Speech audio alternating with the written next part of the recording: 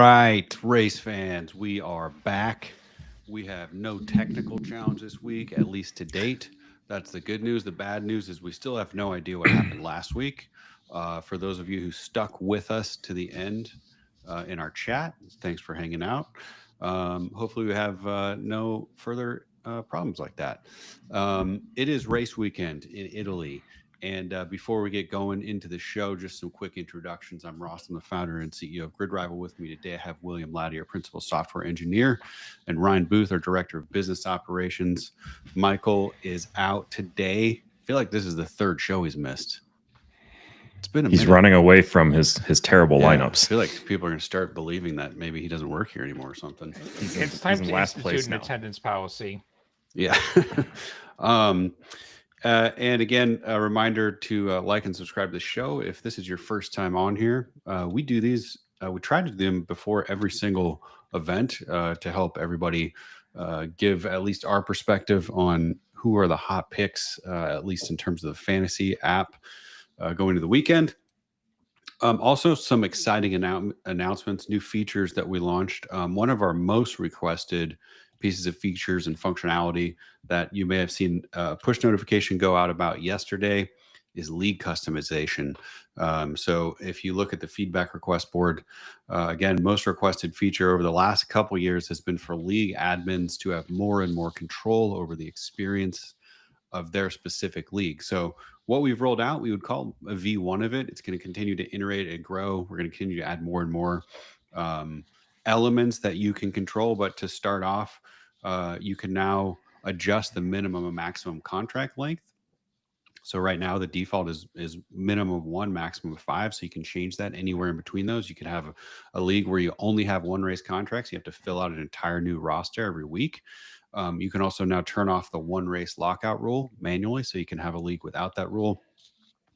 You can turn the salary floor off or on. So right now in league games, we have some code written in our app where if your salary drops, or sorry, your team value drops under 100 million and you have open spots, we will kind of up your bank account so that you don't get too far behind.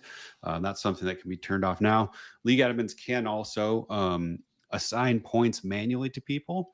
If for some reason you need to, you can also assign team value to people. If you're a league admin listening to this, please be careful with all of these things. This should be a consensus decision. You will make your league mates very angry if you just start going and randomly changing things in the league. Our suggestion is, if you want to try something different, just start a new league for the rest of the year to test it out. And then you come into next season with a little bit better idea of maybe how you want the mechanics to work.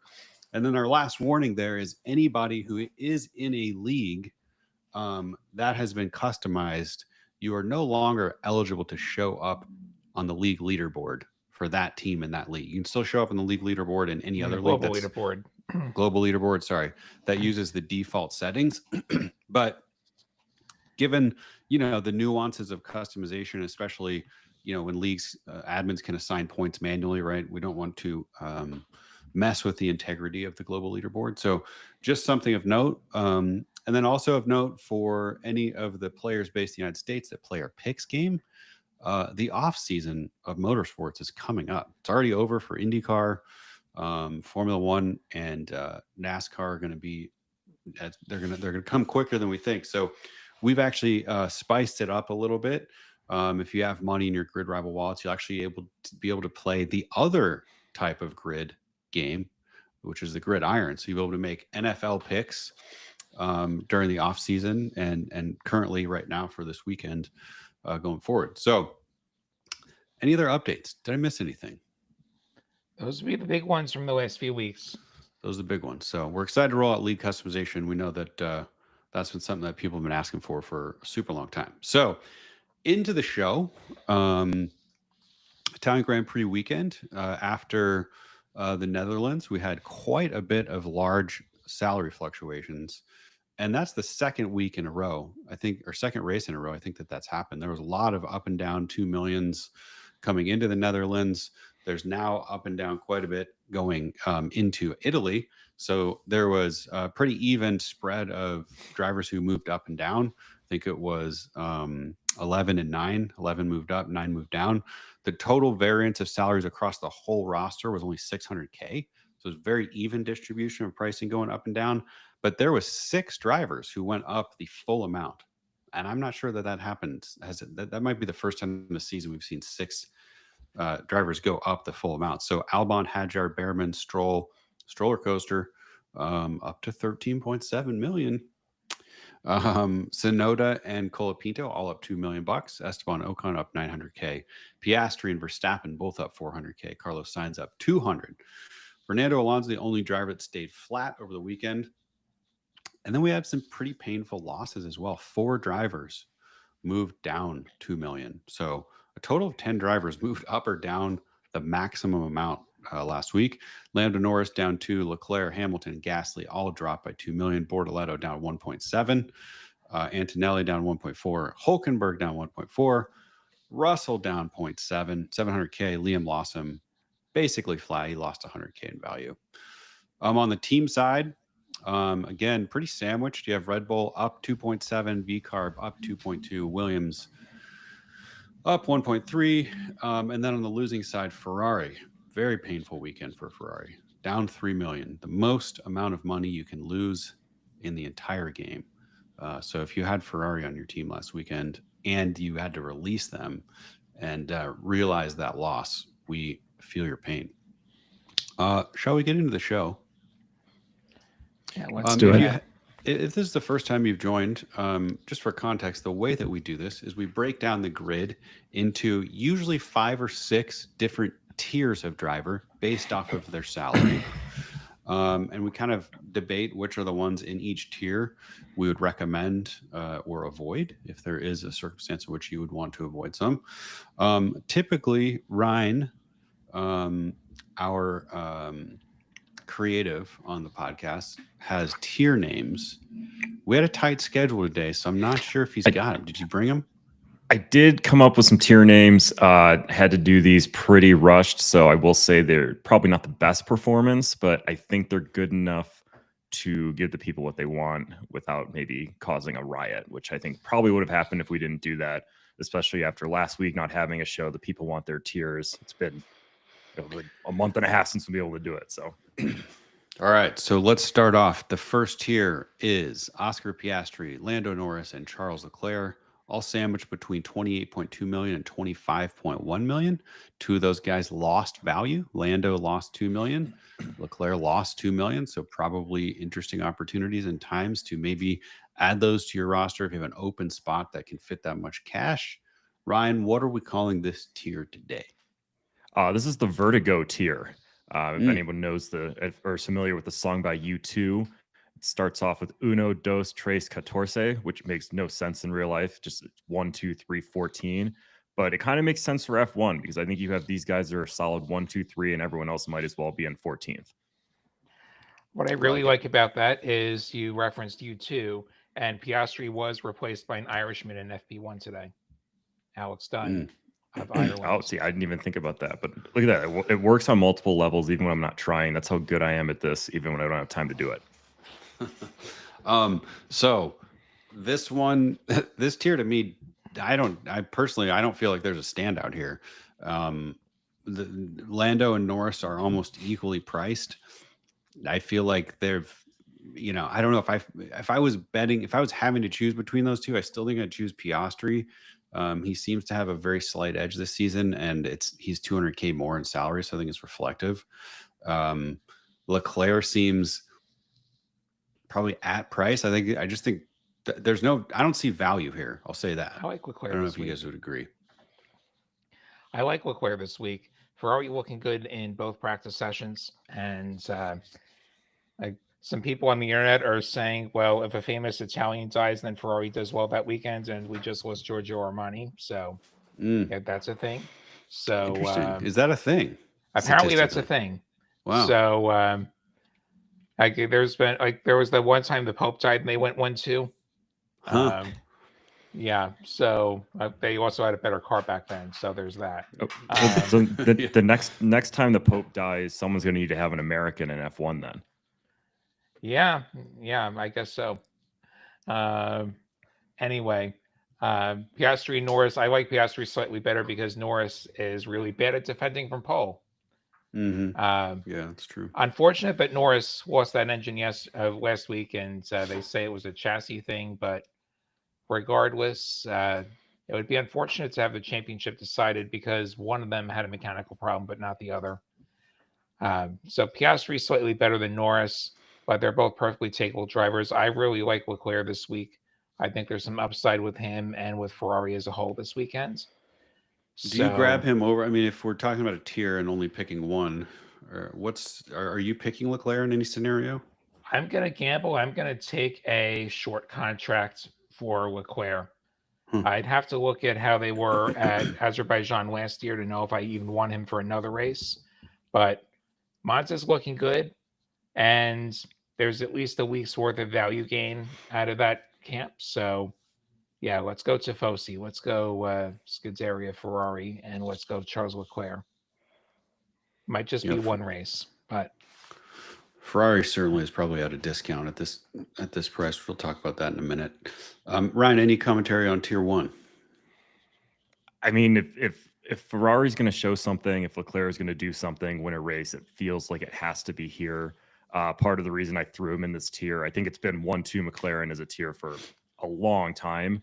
And now after seeing practice, I was like, this might be the last chance we get to throw a third person in this tier. So I had to take it.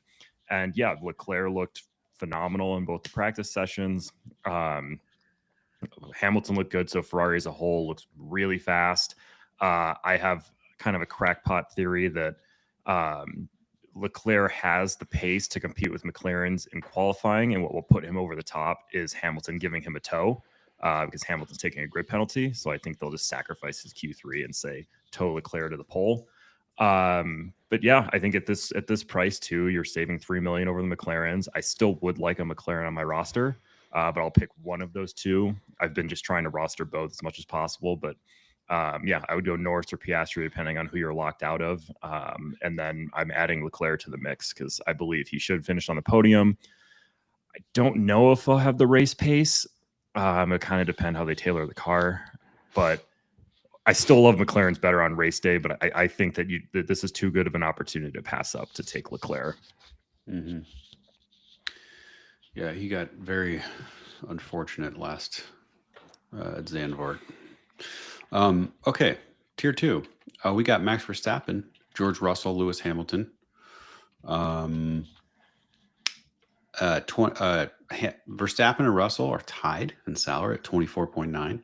Hamilton is quite a bit further, so I do want to ask Mr. Booth why he's in this tier, but he's at 18.3, so he's at a $6 million deficit to Max and George. Yeah, I try to cut the tiers off with the talent driver cutoff. Okay. And otherwise it'd be like he'd be alone, and I didn't really want to lump him in with Albon, Alonso, Hadjar, because it's a totally different conversation when someone's double point eligible. But yeah, Hamilton's price is certainly pretty far below here, but it was just kind of the easiest way to split it up. And what are we calling this tier? This is the vegan wedding tier. It's like you show up, you're happy for your friends or your family, whoever they may be, but you're never really going to truly love them if they're making you sit through a vegan wedding and that's the food they're serving. These drivers are all pretty accomplished, but at this point, they're all just fighting to stay. None of them are going to make the podium, so it doesn't matter. You can't really love them. It's a vegan wedding. It's fun, but not great. You think Max is no longer a podium contender? No, I don't. Unless the McLarens and Leclerc have an issue, I don't think Max finds his way on the podium this weekend. Yeah. William, any thoughts? Yeah, so Max is probably a no for me this week. Like Ryan said, I think McLaren and Ferrari clearly faster, and Verstappen is going to be lucky to hold serve fantasy point wise, especially since we've seen Tsunoda get a bit closer to him now. You don't have quite so many free teammate points as you had earlier this season, where one of them's on the podium and the other one's last. I don't think that's going to happen much longer. Russell, I was not impressed with in practice. I was not impressed with Mercedes as a whole. Hamilton, even with the grid drop, I really like him. Yeah. Like I said in the first tier, I think Ferrari has podium pace. and Hamilton's way too cheap for somebody who could be about 4th or 5th. Yeah, I mean, he at this point is now almost 7 million below his counterpart. So I for sure think he could have a decent amount of upside. He has an amount of upside that I think you actually rarely see in the top 6 drivers. Yeah, certainly outside of talent outside of talent territory. Yeah, Right. that double retirement last week really did put a huge discount on Ferrari this week going Mhm. into their home race. Yep, for sure. Yeah, the grid drop is just so tight.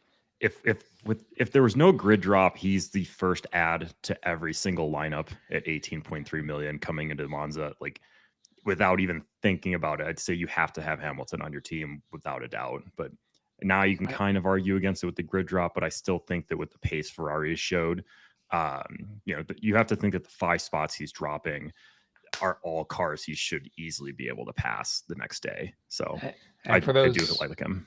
For those not familiar with the rules, that grid penalty does not offer you more overtake points. Overtakes are based on where you qualified before any sort of penalty. So Hamilton's going to have to gain 5 spots just to get back to even in that regard. But I think he'll do it. I guess we go through these remaining tiers. There's a lot of cars that I'm not that impressed with, actually. So I do think Hamilton will be moving up on Sunday. Yeah, definitely a good week to consider Ferrari. Okay, next tier, the third tier. We have Albon, Alonso, Hadjar, Lawson. At the top, we have Albon at 17.9. At the bottom, we got Lawson at 14.6. Ryan, what are we calling it? As these guys are right below the talent line, this is the preschool talent show. Sure, it's a talent show, just like these guys are close to being talent drivers. But at the end of the day, are they really? And it's like, the kids probably weren't that talented, but you still clap anyway. And just, you got to be nice. So we'll be nice and talk about these guys, but I don't think any of them are actually real talent drivers. That's a super hot take with Fernando Alonso in there. And Isaac Hadjar, who's, I don't think we're going to go back and look at 5 years of data just to answer this question, but I think Isaac Hadjar might be the most successful driver ever on GridRival in terms of salary gain. The expectations were pretty low to start the season, but and he got his first career podium last week. I'm sure there'll be plenty more to come if they don't promote him to Red Bull, that is. So Hadjar and Lawson, the expectations weren't all that high, but Racing Bulls has looked pretty good this year. Not so much at this track. I don't think history is going to be repeating themselves. Let me try that again. History is not going to be repeating itself, I don't think. This team actually has 2 victories at Monza. Sebastian Vettel got a win. I think it was his first win, driving for Toro Rosso as they were both then. Pierre Gasly won at this track in, I believe, 2020 in what was then called AlphaTauri. I don't think we're going to see Racing Bulls get that victory this weekend. And in fact, I think they're going to be lucky to get in the points this weekend. I think they don't quite have the pace compared to some of these other guys, like, say, the Williams drivers. They might even be best of the rest. Alonso, like Aston as a whole, I don't like Aston this weekend. A lot of people went into this weekend saying it's probably not going to be great for Aston. And looking at practice, it doesn't look great for Aston. Fernando Alonso is one of those people. He came out and said that the car will not excel here. So I would take his word for it. Yeah. In fact, like in one of my lineups, I have dropped Alonso already based on practice results. I think I'm going to take the hit and value loss anyway. I think it's going to be a long day for Aston on Sunday. Albon is intriguing. He is pricey. He is just barely talent eligible. 17.9, you're eligible. 18, you're not. So Albon, as a talent driver, I think is takeable. I think he can finish in the points. And it's going to be slimmer pickings as we go down the order for somebody that we really trust. There's a few teams that could factor in this weekend. Like Sauber could get points. Tsunoda might be up there for Red Bull scoring points. I'm not sold on Aston. I'm not sold on Racing Bulls. Williams is probably the best of the rest this weekend. So I think Albon is takeable if you can swing it financially. we're going to get to Sainz later, but I think Sainz is also a viable choice. He's gotten closer to Albon. If you're going long, I feel like Hadjar is, still worth looking. I would agree. I would say wait a week on Hadjar based on how they're looking this week. I'd probably wait a week. So his peak salary was 18.5. He's back down to 15. And I think, I wouldn't bet against him making it back up to the 18, 19 range. Yeah, I think Hadjar has shown that he belongs. Incredible drive last week to get onto the podium. That was an awesome story. Sure. But yeah, just it's purely just don't like him at this track. Not even just him, just don't like that team at this track. I think the Williams are significantly better. I would rather play the Saubers, honestly, at price over anyone in this tier. I mean, you can make the case for Albon. He's a little expensive, but again, like we'll get to it. I would take Sainz 10 out of 10 times over Albon, especially when you consider price. But yeah, up here, just don't really want any of these guys. I think most of them will drop in value. And if you want Alonso, you want Albon, Hadjar, whoever it is, not Albon maybe, but if you want Alonso, Hadjar, Lawson, I think they're all going to drop in value and we get them cheaper next week. All right. Tier 4. We got 5 drivers. 5 drivers in both of the last 2 tiers. So there's big groups. Tier 4, we got Behrman, Stroll, Hülkenberg, Ocon, Tsunoda. All pretty tightly grouped with salary. We have Behrman at 14.3, and then Stroll 13.7, Hülkenberg 13.4, Ocon 13, Tsunoda 12.1. Ryan? I just named this tier the Stroller Coaster tier. He gets the whole tier named after him, not only because he is the best driver on the grid and he's making me look super smart by backing him every week, which is hard to do, but I've been trying to convince everybody, so I'm glad he didn't make me look like an idiot after I echoed his name in chat all weekend. But also, everyone in this tier had a pretty wild swing. 2 up, 1.4 down, 1 up, and 2 up. So it really was a roller coaster with wild swings for every single driver in this tier. Yeah. William, anybody stand out to you? Who stands out? The only loser in this tier from last week is Hülkenberg, who dropped 1.4. Every other driver increase in value. 3 of them by 2 million, and then you had Ocon up 900K. Yeah, so Sauber struggled last week for sure. Behrman, Stroll, and Tsunoda. That's an interesting bunch. If we talk about the big gainers out of this tier, Tsunoda is getting closer to Verstappen, I think. So I think some of that's real. Lance Stroll, we talked about it in the last tier. The Aston is probably not going to be such a great car at Monza. And also, I'll say him and Behrman were both propped up by the retirements and the penalty last week. So you lost 2 Ferraris and a McLaren. That's 3 spots for free. And then a 4th spot with Antonelli, the penalty and the unfortunate safety car, where that late safety car was the difference between the 10 seconds costing him a couple of spots and putting him all the way to the back.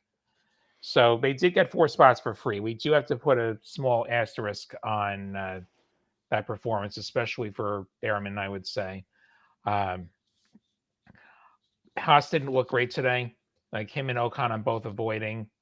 Hülkenberg is probably the best out of this tier. Tsunoda also a takeable driver, I think, this week. I'm not interested in anyone else. Looks like 8th in FP2. So yeah, so basically around the ceiling for Sauber, which is maybe in the points. Like that's been their peak all year, and this feels like a weekend where it's going to be closer to that than what we've seen otherwise, where they could be at the back. So yeah, Hülkenberg, yes. Tsunoda, maybe. Everyone else, no.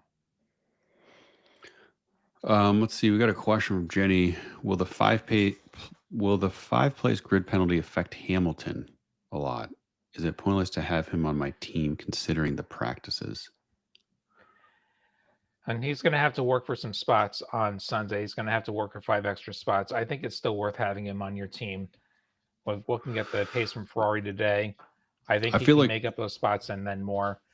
Starting mid-pack also does just increase the chance you get caught up in something on the first lap, which is a small downside. But I think I'm still taking Hamilton. I still have him in a lot of my lineups and my $100 million lineup, actually, that we'll get to at the end of the show.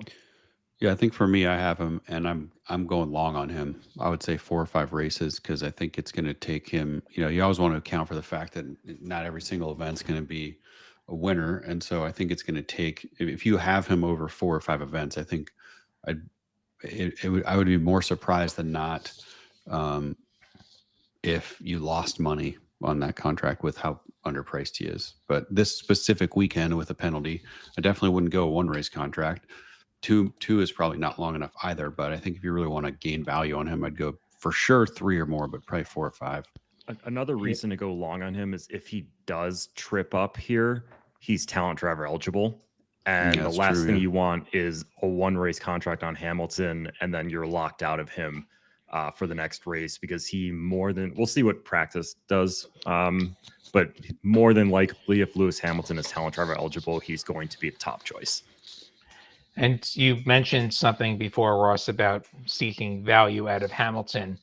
Mm-hmm. We're going to be 2/3 of the way done with the season after this weekend. We're going to have just 8 races left. The question, I think, more broadly is what is the inflection point where we start prioritizing points over gaining value? And for me, it is once they get done with Europe, which they're about to be done with Europe. Yeah. Like I'm going to be much more concerned about points once we get to the flyaway portion of the season. Yeah, I feel like I'm like pretty close to there. I'm in one of my leagues, like the one that I'm most competitive in. I'm second with only 113 million team value. The guy in first has 130. And even still, I'm like, feel like I'm starting to be more careful about wanting to go for just pure value plays. Like, because I Value think is a trap. yeah, it is at this stage. Like, I think if we were in this set of circumstances and it was April or May or even June, like I think I'd probably be moving some stuff around to try and get like Ferrari at a $3 million loss. But I just think this weekend, with as close as we are to the end of the season, I don't think I'm going to make that move. Yeah, the best lineups are not always the most expensive lineups. That's important for you all to understand. Less so sure. with F1 than the other series. Like if you played our IndyCar game this year, like some of the best lineups were 100 million or less some weeks. Same with NASCAR, where like you have a diversity of tracks, and then unplayable drivers become playable, and playable drivers become unplayable. You get a little bit less of that in F1, but there are still some gems down the order where you can field a very competitive lineup without spending 130 million. Because if this game were just a race to a Ford, McLaren, and Ferrari and Red Bull every week, this would be a boring game. Yeah, for sure.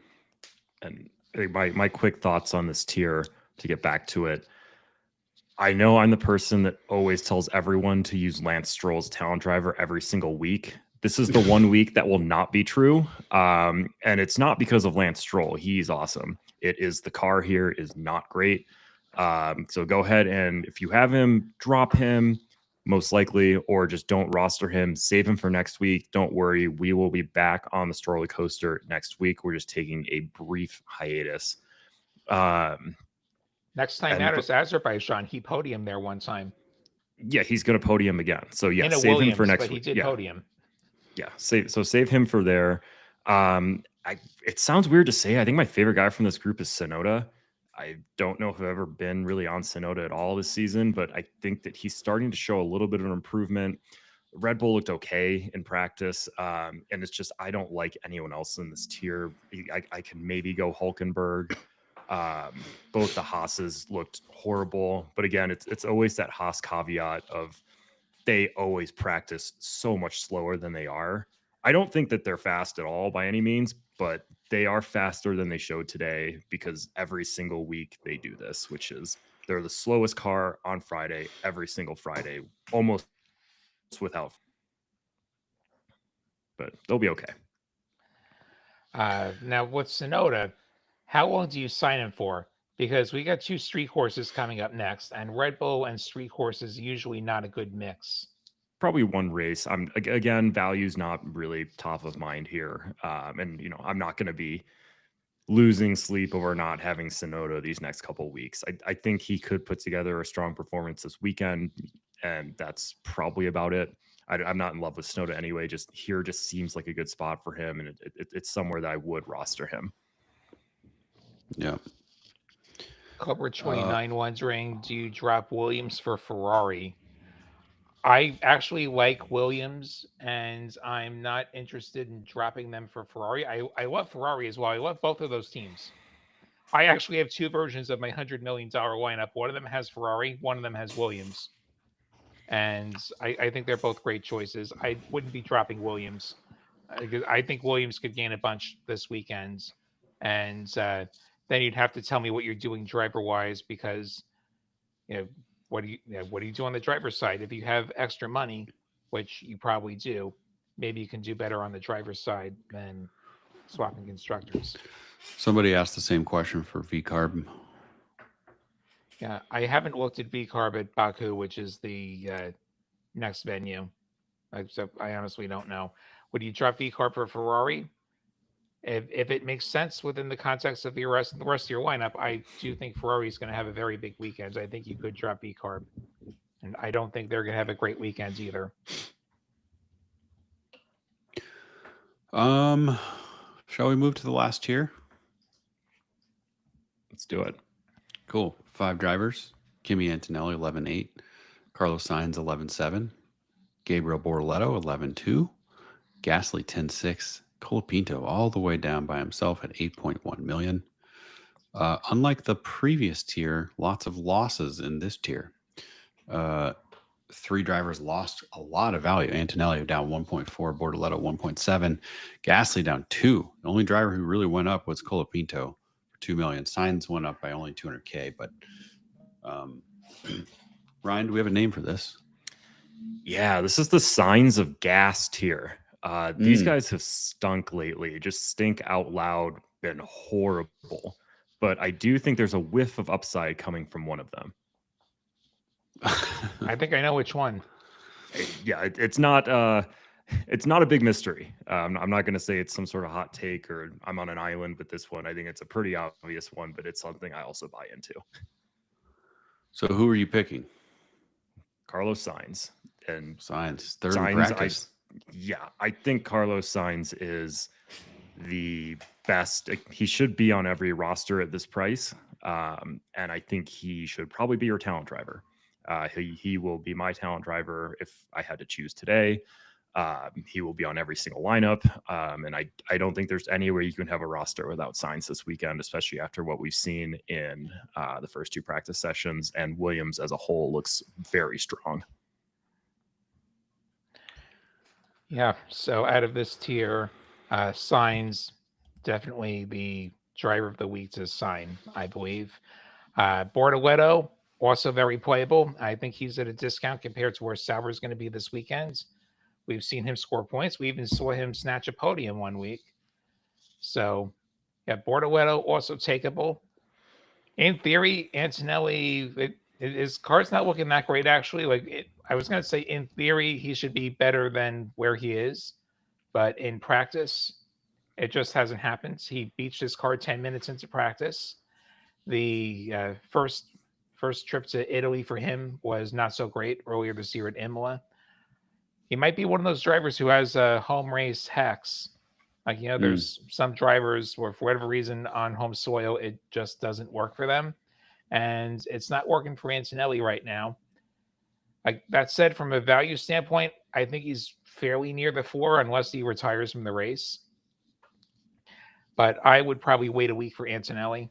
So, yeah, Sainz, Bortoleto, and wait a week for Antonelli, and Alpine is garbage. So, are you going long on Sainz? Am I going long? There's really no downside to going long on him because if you decide one week that he's plateaued, the car's not looking great, you could always cut him, and the fee's probably not as much as you'd gains by that point if Monza actually goes well for him. So I think you can go long on Sainz. Yeah, I would recommend full 5 race contract for Sainz, and then you can just drop him at any point when it looks like the Williams has hit a wall. I'd much rather pay a pretty cheap release fee then be locked out of him if it looks like Williams and Sainz have found something, because Sainz is just extremely undervalued right now. If I think, what is he? 11.7 is a ridiculous price for him, especially this weekend. I expect him to go up more than $1 million. I'd be very surprised if he doesn't gain at least $1 million, maybe two, especially if this practice pace is real. And yeah, I know he was P3 in both practice sessions. I'm not expecting him to podium, but I think he should be pretty firmly in contention to finish right behind the big boys up top. Like a P6, P7, P8 is very much in the cards. And I'd actually be surprised if he does not finish in the points. If we're pointing contract lengths, just keep in mind 4 races from now, we have a sprint. 6 races from now, we have a sprint. 8 races from now, we have a sprint. So if you take somebody for 5, you're not going to have them for Brazil, which is a sprint, if that's somebody that you want in a sprint situation. So for some of these top drivers, like if I'm signing a McLaren driver, I'm probably signing them for 4 races rather than 5, so that I have them for Austin and then I have them back for Brazil. And from Brazil, like, you can just take them for the rest of the year because it's less than 5 races at that point. I 100% agree. Yeah, I but had whoever not done the math on the schedule, but William is whoever 100% right. Yeah, whoever you're signing at this point, even if you want to go long, there is going to be one race this year that you're going to have them out just because of the cool down rule. And that might be Mexico. And McLaren's probably clinched by then anyway. McLaren's probably going to clinch before they even get to Austin. It's essentially already clinched. Yeah, it's just a matter of, hey, maybe they get caught with some stolen documents at a copy shop again, like 2008, and they get thrown out. Read about that sometime. Shall we move on to constructors? Yep. We got one tier at the top here, McLaren, Mercedes, Ferrari, 28, 22, 22, 3. Mercedes and Ferrari are only separated by 100K. I think we all know the choice here. Ferrari at 22.3 million with a $3 million loss is undeniably the best deal on the board. Yeah. If you want to spend on a constructor, it's Ferrari, and it's very clearly Ferrari, and that is the only choice. I would never use McLaren and Mercedes. Honestly, if I had McLaren and Mercedes, I'd actually consider paying the drop fee and just moving to Ferrari. I think they're going to be extremely strong this weekend, and they're on sale, and it just makes all the sense in the world. You want Ferrari. You definitely don't want Mercedes. They don't look good. They're likely to lose value this weekend. If you have McLaren, you could hold them. McLaren is going to probably get you a double podium and get you a bunch of points, and it's a steep drop fee. So if I have McLaren, I hold McLaren. I'm buying Ferrari. I'm selling Mercedes. Ferrari's a strong buy. For sure. Second tier, Red Bull, V-Carb, Aston Martin, Williams. Pretty big spread here. Red Bull, you got 21.9, basically 22 million. V-Carb, 17.6. Aston Martin, 15.4. Williams, 14.6. All improved in value last week. So you had Red Bull go up 2.7. You had V-Carb go up 2.2. You had Aston Martin up 100K. You had Williams up 1.3. I'm guessing probably you guys are avoiding most of the choices in this tier. There's only one takeable team here. There's only one takeable constructor. That would be Williams. Yeah. They're looking like double points, probably, like maybe like closer to the top than the bottom of the points. Red Bull has been a one-car team. It's getting a little bit closer now, but it's still way too lopsided. I don't think they can hold 21.9. Racing Bulls looks like a very mid team. Aston's looking terrible. Like, you got to take Williams. Williams is looking to have a good week, and no one else in this tier is looking all that promising. Yep. If the viewers have been paying attention and taking notes, I'm sure this comes as no surprise, because we dumped on both the V-Carb drivers, we dumped on Aston, and we liked both the Williams. So not shocking, I guess, that we like Williams as a constructor and don't like anyone else in this tier. Don't mind Red Bull. I think they'll actually put together an okay points weekend, but at the same time, that price is just a stay away. Like I'm not going to roster Red Bull at 21.9. If I'm spending that much money, I'm figuring out a way to get up to the Ferrari. And yeah, if Red Bull was 15 million, it's a different conversation, and you could maybe justify taking them over Williams. I'd probably still say no, but it's at least a decision. Now it's almost no decision at all. If you're spending on Constructor, it's Ferrari. If you're looking to save a little money, it's Williams. Yeah, so from where I'm sitting, the ceiling for Red Bull and Williams is the same. I think the ceiling for both of them is third best Constructor. And if the ceiling is third best, then we definitely want Williams, because that will net you a much bigger value gain than Red Bull would. Yep. For sure. Let's do the last tier, and then we get to Williams' $100 million lineup of the week. We got Kick Sauber, 12.8 million, down 1.7 last week. Haas, 11.8, up 400K. Alpine, 8.1, up 700K. I think Sauber is the only takeable team out of this tier. I agree. Unless we're stuck with Alpine, because that's the only way we can afford our drivers. Sauber has been a very high beta team this year. You know, they have races where they do incredible. And last week at a drop at 1.7, I'd have to agree. I think it's really the only option, and I think it's one that could end up with a lot of upside. If you know, this is probably one, again, I'm avoiding a 1 or 2 race. I'm probably going at least 3. But you also got to remember, you know, we have, to William's point, we have a sprint in 4 races and 6 races. So, you know, typically what we recommend on sprints is you go with a low price Constructor, because Constructors don't earn sprint points. So just keep that in mind when you're deciding on lengths, if you're picking anybody from this tier. Yeah, I got my fill of Alpine at Zandvoort. I was kind of forced into using them as they were the only thing that fit into my lineup from a budget standpoint. And if you would have told me that Colapinto was going to finish P11, I would have said, wow, I made a really good choice. But Gasly really held that one back a little bit. But honestly, just using Alpine and getting any sort of value gain and not having it be a total disaster is a win, because they're so cheap. So Alpine is always rosterable because they're so cheap. Although they look like especially bad this weekend. So maybe not this weekend, but most places you can kind of justify, okay, I'm going to use the Constructor that costs no money. But I think even like this week, it might be worth spending the couple extra million to get up to Kick. They're going to be the last cars running. Alpine will be the last 2 cars running, almost certainly. And Monza is not known for a lot of attrition most years. That said, maybe someone blows an engine. It is a horsepower track. Maybe somebody blows an engine. I mean, both Alpines beat a McLaren last week. It's big for them. The one that blew an engine, or had whatever they're going to say to run interference from Mercedes. But it's funny how all the Mercedes powered cars keep having chassis problems. Yeah, that is funny. The verbal meme, quite the coincidence. The Predator handshake. GridRival YouTube show. Lando Norris, technical difficulties at Zandvoort. All right, that is it for the rosters of the week. William has prepared his $100 million lineup.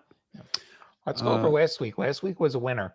Last week was a winner. Last week I had Verstappen, Hamilton, Alonso Talent, Behrman, Tsunoda, and Aston. And that would have gotten you 960 points for 99.9 million. That's a deal. Yeah, like the only miss there was Hamilton, who crashed. Like otherwise, like this was a very solid lineup at a great price. Like we could have broken the thousands if Hamilton keeps his car in one piece. Yeah. So sure. Monza. So I actually have 2 candidate lineups. We're going to go with the one that I would go with. And this one, believe it or not, is only 95.7 million. 95.7 million for this lineup. We have Hamilton, Albon, Hulkenberg, Tsunoda, Sainz Talent Driver, and Ferrari. That's 95.7. There's nobody in the mid pack that I like for that extra money. Is the problem, and I don't like Russell. Like it's one of those weird weeks where, and we saw, like, if you watch the IndyCar shows this year, like I had a few weeks like this where it's like there's nobody I like to spend this extra money. This is what I was saying before. Value can be a trap sometimes. Like I might have 110 million, but there's nobody I like at that price. So that's one candidate lineup. That's the one that I'm going to go with. An alternate lineup you could consider, you could swap Albon for Piastri and then Ferrari for Williams. That would cost 98.3 million. And I think that's also a lineup that has a lot of potential for a good day. Yeah, those are both great. I think lineup A has a lot of upside potential if things go right. Yeah, and if you're trying to build value, and if you're emphasizing value still, that might be a way to go. Except maybe Albon. I think Albon's probably near the ceiling as far as value. If he has a good day, he could gain a bit more, but he's near the ceiling. Cool. Do we have we're done early. We finished. This is an efficient show. Maybe that's what happens when Mike's not here. Maybe he slows us down. I see a few questions in the chat that are worth discussing. Yeah, Drop Russell for Lewis, asked Alex. I say absolutely. Mercedes is not looking all that fast, and Hamilton is probably top 5. I don't think Russell's top 5 this week. How long to sign Ferrari? I'd say probably 3 races. Yeah, and then you drop free him going up for into the sprint. Yeah, so then you take a cheaper constructor for Austin. Let's see. Drop Albon for Sainz. Probably not, unless you tell me that there's going to be a driver that you're going to be able to use that money on a better driver towards the top. I think realistically, there's a good chance. It's a pretty decent salary gap. Like even after the fee, you're looking at $5+ million you can play around with. I'm guessing you can make a nice lineup improvement with that chunk of change. And yeah, I would recommend doing that, especially if you have something you can do, which I assume you can with that much money. Exactly. If you can do something with the 5 million, yes. If you're dropping to try and get a value gain out of Sainz, I wouldn't do that. I think Albon could finish better than Sainz on the track as well. Hadjar, Sainz, or Tsunoda for talent driver? Sainz. Yeah. I'd rank them Sainz, then Tsunoda, then Hadjar, but Sainz is a pretty clear number 1. With You put decent Hadjar gap. last? Yeah, I like Hadjar, just not here. And that card, they did not have pace, neither him or Lawson. They look to be pretty squarely behind. Actually, like Nils has an interesting question. What's a good mid-pack choice this weekend and forward? This weekend, we've beaten it to death Williams, but going forward, the thing is, the midfield this year is very, very week to week. It's not as defined of a pecking order as you have a lot of other years. You do have to look at who's looking good this week and be prepared to be a little bit nimble with your lineup changes. Like I had a bunch of Aston going into this week. I have no Aston now because Aston doesn't look good. So that's I wish I had the answer. Like I don't know if there is an answer if you want to pick one team and just ride or die with them. Yeah, like Amazing Ricardo commented, sell off the stroller coaster. And it hurts to say, but yeah, I agree. It's I hard just sold to do. him off. I sold him off on the show. Yeah, he's at the top. I dropped him. I dropped him after practice. I made $2 million bucks. I made $4 million on him he was on a 3-race contract, but I made 4 in the last 2, and it was only $400K to cut him. And I swapped in Sainz. I mean, that's the thing with a stroller coaster, man. If you get two races in a row where he goes up 2 million, like the next race is going to be a complete mental breakdown. The thing is, it's tracked up. Like if this was Baku this weekend, I mean, who knows what practice would look like, but I probably wouldn't be selling. He could have gone down 2 million last weekend, and I would recommend selling it. Just the Aston looks horrible here. I mean, I know Lance Stroll has some incredible racecraft, so maybe he can bring that thing up, but I just don't see it. Yeah. And there's a question. I want to clarify something about the global leaderboards with these customizations. We take you off the global leaderboard if you make the game, like, quote, easier. There are certain things where you get to stay on the global leaderboard. So if you turn off the minimum point rule, you stay on the global leaderboard because that actually just takes points away from you. It doesn't make it easier to score points or gain value in any way. But if you turned off the cooldown rule, then we take you off the leaderboard because no cooldown very much changes the game. So yeah, just wanted to clarify that. A lot of questions I think we covered, like Albon versus Signs. We just discussed whether you want one or the other. Somebody's asking a pay league next year. Well, there's the feedback board. You can make suggestions, and we'll consider a lot of things. Probably not, but we consider it. Yeah, it's unlikely to happen. Less about our bandwidth as a team and more about the regulatory conditions that exist, given our game is global. Just there's a lot of complexity. Yeah, so like that paid league would only exist in a handful of U.S. states based on where we can operate the paid game right now. Like that would be the biggest roadblock. Yeah, for sure. If only governments were cooler that way. If only governments cared a lot less about gambling. Yeah. I think we've covered everything in the chat, unless anyone else drops Stroll for Antonelli. Oh my God. I saw a couple Antonelli comments. I think Zuckerberg said something about is Antonelli a good buy considering his bad form and that he's only 13 years old. He's not looking great this weekend, but he's looking better than Stroll. Yeah. Antonelli's just been tough the entire time. It seems like he should be better than he is. He runs into, I mean, a couple of the races too were just bad luck, but now it's all kind of spiraling. It looks like he's running out of talent every so often. He's beaching himself. It's ugly right now. But I wouldn't fault anyone for going. I wouldn't fault anyone for spending $11 million for a Mercedes car. Like, you can justify it. I just don't know if it's for me. I'm also assuming that you have Signs already. If you're going to drop Stroll and you're going to look into that price tier, Signs is cheaper than Antonelli. I might like Bortoleto better than Antonelli this weekend. I can't believe I'm saying I'm choosing a Sauber over a Mercedes. I somehow trust Bortoleto more than I trust Antonelli right now. I think that's fair. Shall we call it? No more Q&A. We're done with everything. Yeah. It was good to be back after missing this last week, which was unfortunate, but I'm glad that everyone or some people stuck around in the chat. It was still fun to get my takes out there, but always good to be back on the show. Yeah, and we will see everybody at the next race, hopefully with Mike back on the show. So we thank everybody for joining. We hope that you've helped. Hope we helped you in some way this weekend to compete in your league.